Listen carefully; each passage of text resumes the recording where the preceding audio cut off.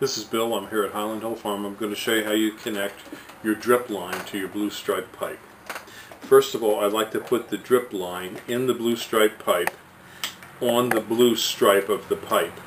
The reason for that is if it's on the blue stripe, then it can be uniform along the line to be at exactly the same spot all along the pipe. Now you can put one on the opposite side of the blue stripe pipe or on the actual part of the blue stripe pipe.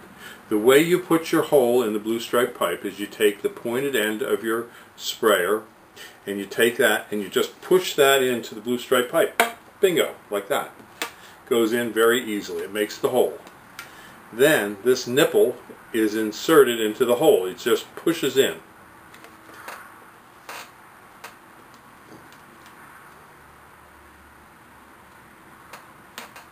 That. And then I always like to check it because sometimes you can put it in and it isn't in correctly. But it should be a nice tight fit. Okay? Now, when you want to connect your blue stripe pipe to a garden hose, what I like to do is I like to trim off the pipe so it has a nice flush perpendicular cut. And this is your connector to the garden hose. It has a little nickel with a hole in it, and we use that where needed to reduce the pressure. What I do is I pull this valve stem back all the way, push the compression fitting on as far as I can, and then turn the knob. And that tightens it up. That son of a gun is on there. That can take quite a bit of pressure before it'll come off. On the other side, to close the line, I take the figure 8, put it over top of the pipe, bend the pipe over, and push the figure 8 back. Now you have the garden hose attachment to your blue stripe pipe, your nipple ready to go, and your end. Now if you want to put a T in the line, or a Y or whatever, just cut your line,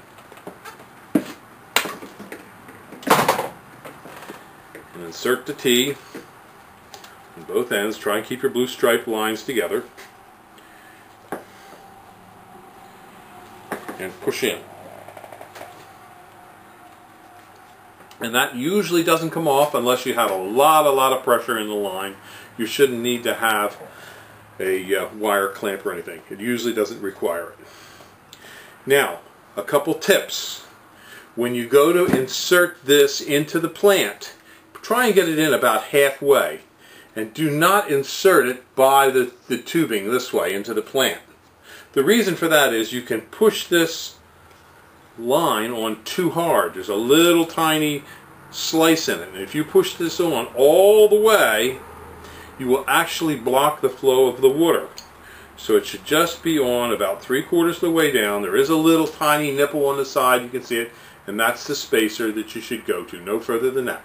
So when you insert this into the plant, hold it by the spike itself, not by the tubing to push it in. It's a lot easier by the tubing because you have a little lip there to put your fingers on, but it can damage the unit and make it so it doesn't deliver water to your plant. Just a little tip. Now if you don't want to use a particular line, say a tree dies or a shrub dies or it's overwatered, you can take this off, turn it around, and push that back on. There will be no water flow from this end. This is the end that normally goes into the ground. But if you want to turn it off, you just reverse it. And again, don't push the spike in by the rubber tubing. Push it in by the spike. Thank you. Bye.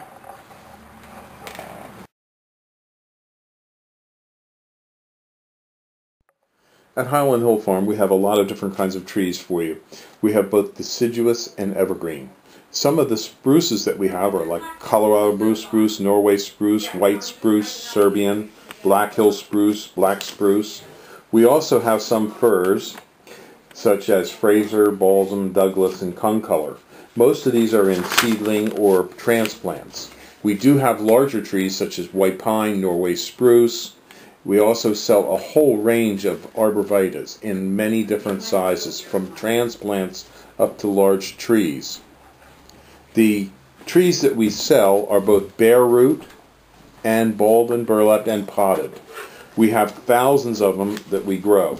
We also have southwestern white pine, and we are noted for our green giant arborvitaes and Leland cypresses. We also have hemlocks up to 10 to 12 foot high, along with redwoods.